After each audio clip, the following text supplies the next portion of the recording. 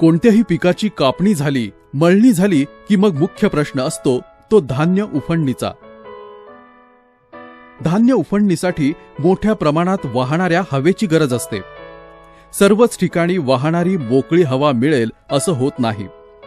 मात्र Benson agro इंजिनिअरिंगचं धान्य उफणणी यंत्र पाहिजे तिथे पाहिजे तेव्हा उफणणी करण्यास सज्ज असतं. सिंगल फेज विजेवर चालणारं आणि वीज नसेल तेव्हा हाताने फिरवून हवा निर्माण करणारं असं 2 प्रकारात हे यंत्र विकसित केलं आहे.